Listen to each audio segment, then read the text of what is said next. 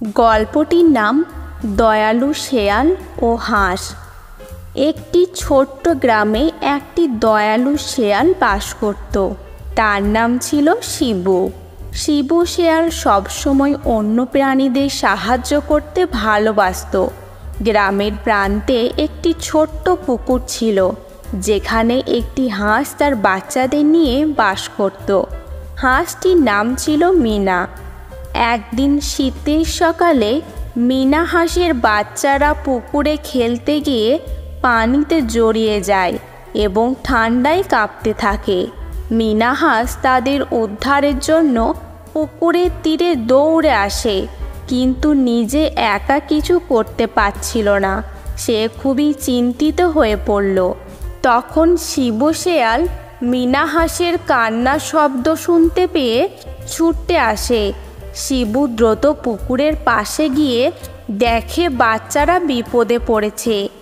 দয়ালু শিবু কোনো দেরি না করে পুকুরে ঝাঁপিয়ে পড়ে।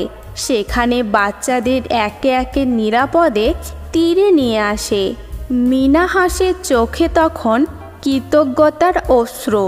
সে শিবুকে ধন্যবাদ জানিয়ে বলল, তুমি যদি না থাকতে আমার বাচ্চারা বাঁচত না। তুমি সত্যি মহান হৃদয়ের অধিকারী। শিবু শেয়াল মৃদু হেসে বলল, আমরা সবাই যদি একে অপরকে সাহায্য করি তবে পৃথিবীটা অনেক সুন্দর হবে। এরপর থেকে মিনা হাঁস ও শিবু শেয়াল ভালো বন্ধু হয়ে গেল। তারা সবসময় একে অপরের পাশে দাঁড়াতো এবং অন্যদের সাহায্য করত। গ্রামের সবাই শিবুর প্রশংসা করত, আর শিবু শেয়াল তার দয়া ও সাহসিকতা দিয়ে সবার মনে জায়গা করে নিয়েছিল। এইভাবে দয়ালু শেয়ালের দয়া ও বন্ধুত্বের গল্প গ্রামে ছড়িয়ে পড়ল, আর সবাই তাকে ভালোবাসতে শুরু করলো। তো বন্ধুরা, যদি গল্পটি ভালো লেগে থাকে তাহলে অবশ্যই একটি লাইক করবে আর চ্যানেলটি সাবস্ক্রাইব করে নেবে আরও নতুন নতুন গল্প শোনার জন্য।